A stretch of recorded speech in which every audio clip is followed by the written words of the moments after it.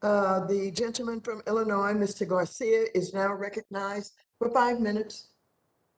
Thank you, Madam Chair, and good afternoon, Chairman Gensler. Thank you for joining us. I represent a working class district in Chicago. Many of my neighbors lost their jobs during the COVID-19 pandemic, and many lost their businesses. But so far, we've avoided a financial crisis. That wasn't luck. That comes from the robust protections that Congress put on our banking system with Dodd-Frank and active intervention from our regulators. But we aren't safe yet. People in my neighborhood still worry about losing their homes, but the stock market and cryptocurrency markets are swinging up and down. You can see the instability. For instance, with respect to stablecoins, they're valued at nearly 70 billion, but they are bigger than that. They make up a tremendous part of the market for cryptocurrency, and the same investors who buy cryptocurrency are in the stock market, which affects our whole economy. We know the risks are there, and it's up to us to protect our markets because my constituents can't afford another financial crisis. Chair Gensler, are you worried that stablecoins might pose a systemic risk to our economy? And is that something that the FSOC is looking into? I thank you. I think that the Financial Stability Oversight Council, my colleague, my good friend, Secretary Yellen is leading this. We are looking at stable coins right now in terms of a number of matters. You asked about could it impinge upon financial stability. We're also looking at how it relates to guarding against illicit activity and investor protection. And I think there is issues in all three buckets, not just financial stability. It's about $125 billion of these coins right now.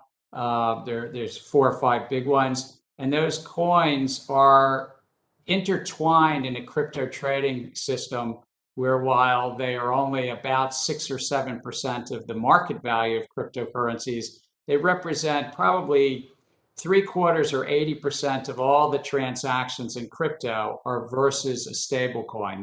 That's why I've said it's like the poker chip at the gaming tables, but they're used to buy and lend other cryptocurrencies. The other thing, it's grown about tenfold, roughly tenfold in the last 15 months.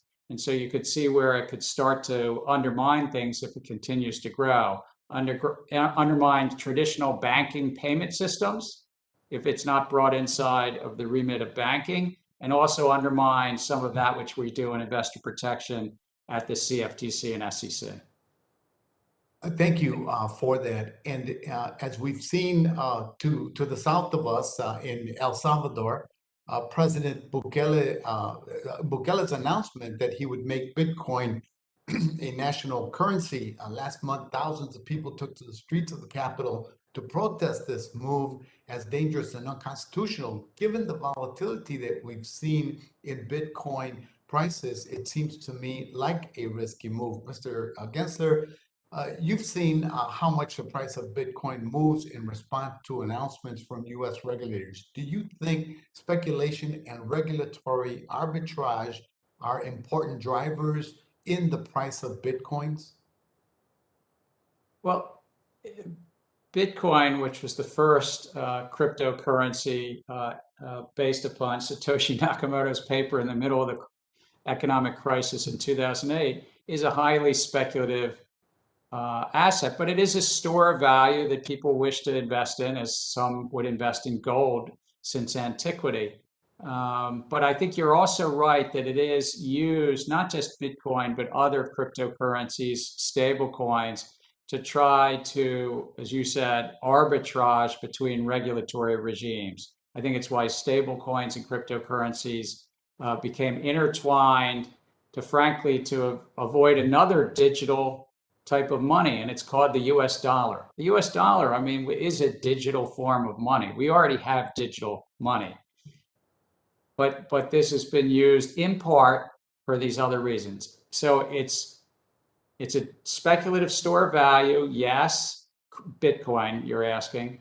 Many of these 5,000 or 6,000 other projects are also a way to raise money, and they are digital investment contracts, depending upon the facts and circumstances. And they're a way to arbitrage some of our rules. Thank you, Mr. Chairman. Madam Chair, I yield back.